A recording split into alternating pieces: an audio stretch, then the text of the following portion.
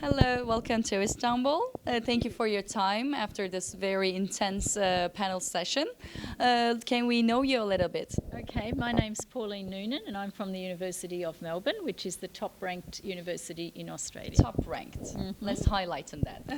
Okay, of the four major rankings that are used worldwide, we ranked number one in three of those. So we're very proud of our recent rankings, and we're a very comprehensive university that offers many different programs. For over 100 years, we were the only university in our state of Victoria. Which Melbourne is the capital of. Yes, that's right. And so we had to provide all the professions and all the training and all the teaching for the state. So obviously we offer most courses, so law, medicine, veterinary science, business, sciences, engineering, architecture, and it goes on and on. But in which areas you can say you're the top? It's very difficult to say. We have to exactly. help the Turkish students. I guess law and medicine would be our flagship courses, to be honest. But we're well ranked in most disciplines, and in fact we're in the top 30 in the world in all our major disciplines. That's impressive. So your admission criteria, requirements should be very high as well. You're looking for the best brains. Yes, we are. We're looking for the best and the brightest. But 4 years ago, we changed the way we structured the university. Unlike other universities in Australia, our professional degrees used to be like others in Australia and were offered at the undergraduate level. We changed our whole structure about 4 years ago.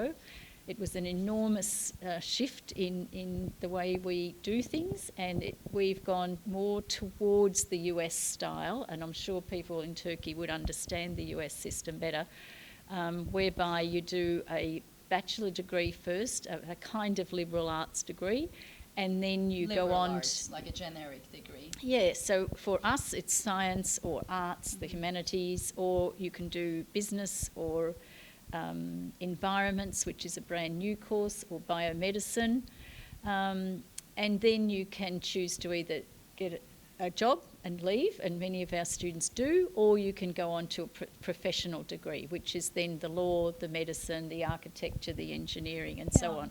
That was the question in my mind, because when we talk about group of 8 universities, research universities, students or families can think that only the ones who are looking for an academic career should choose these universities, but no. Actually, the ones who are looking for some professional careers in the private sector or in companies can also come and get educated. Absolutely. So what are the graduate outcomes? Oh, well, Okay, good. I have to quote the rankings again, and in the recent QS rankings, we were ranked 4th for the employability of our graduates in the entire world. Wow.